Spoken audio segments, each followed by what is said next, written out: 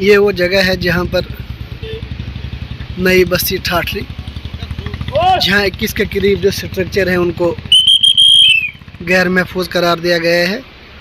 ये बटोट किश्तवाड़ कौमी शाहरा के बिल्कुल साथ में वाक़ा है। आप देख सकते हैं यहाँ बड़े बड़े बोल्डर्स रोड पे आए हैं,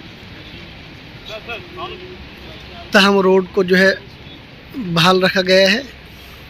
इब्तदाई रिपोर्ट के मुताबिक 19 रिहायशी मकानात को खाली करवाया गया है, जबकि एक मदरसा की इमारत और मस्जिद को भी गैर महफूज करार दिया गया है। अभी यहाँ जियोलॉजिकल सर्वे ऑफ इंडिया की टीम भी स्पॉट पे पहुंची है, जो सर्वे कर रहे हैं यहाँ पे।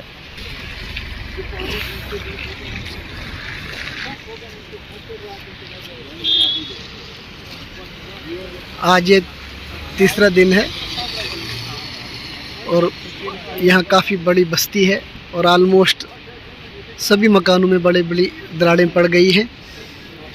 इंतज़ामिया का कहना है कि वो रिहेबिलिटेशन पॉलिसी बना रही है, तहम आर्जी तौर पर जो यहाँ के मकीन रिहायशी मकानात में जो मुतासर कुंबे थे उनको आर्जी तौर पर मुंतकिल किया गया है। कुछ अपने रिश्तेदारों के यहाँ गए हैं और कुछ पुराने घरों को वापस जा चुके हैं।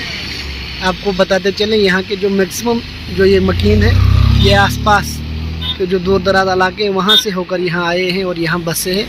डिप्टी कमिश्नर डोडा, SSP डोडा और दीगर जो माहिरीन जियोलॉजिकल सर्वे ऑफ इंडिया की जो टीमें हैं वो स्पॉट का जो है जायज़ा ले रही हैं। अभी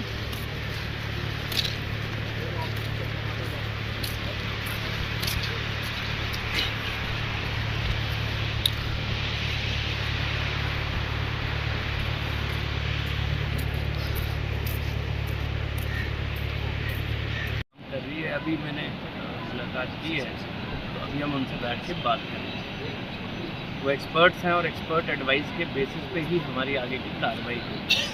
अभी जैसे आपने कहा, मैं पूरा चल के आया हूँ ऊपर से, जहाँ से पॉइंट शुरू हुआ, सारे घरों को भी हमने देखा शुरू किया। एज ऑफ नाउ 19 + 2 19 घर +2 स्ट्रक्चर जिनमें क्रैक्स डेवलप हुए।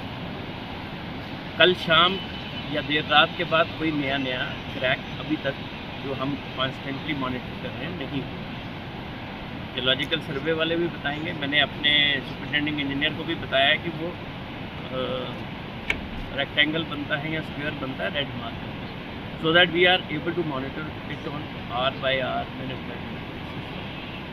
जो भी कार्रवाई होगी वो depending upon the advice of experts and depending upon the situation on ground ली जाएगी for the wellbeing of the people. Shades में हमने रिलीज कैंप इस्टेब्लिश इसलिए नहीं किए क्योंकि उधर फैसिलिटीज़ कुछ नहीं है।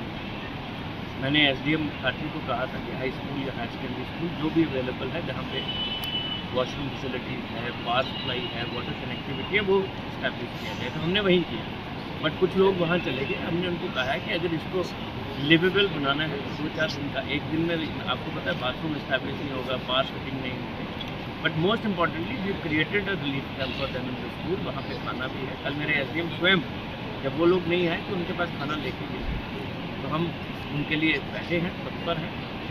हम पब्लिक सर्विस के लिए जहाँ बैठे हैं, जो लोग इससे अफेक्ट हुए हैं, we are there. Elections will be done as per the norms and the existing rules, और जो भी उचित कार्रवाई होगी। एहतियात बरतें लेकिन पैनिक ना करें। कल शाम से अगर क्रैक्स नहीं बढ़े तो वो एक अच्छी खबर है। एक्सपेंशन ऑफ क्रैक्स नहीं हुई है, एक्सपेंशन ऑफ लैंड थोड़ी सी मूवमेंट, तो इसका मतलब एक पर्टिकुलर अलाइनमेंट इतने फीट बाय इतने फीट या इतने मीटर बाय इतने मीटर में ये चल रहा है। तो हम उसको इसलिए मॉनिटर कर रहे हैं। GSI की टीम आई है, इंजीनियरिंग वाले सारे बैठे हैं, नेशनल हाईवे की टीम है, और मैं अभी डिस्कॉम साहब से बात करने वाला हूँ कि अगर कोई और भी स्ट्रक्चरल एक्सपर्ट हमारी मदद कर सकें तो वो भी आ जाएंगे। We will take all appropriate, all necessary actions for wellbeing.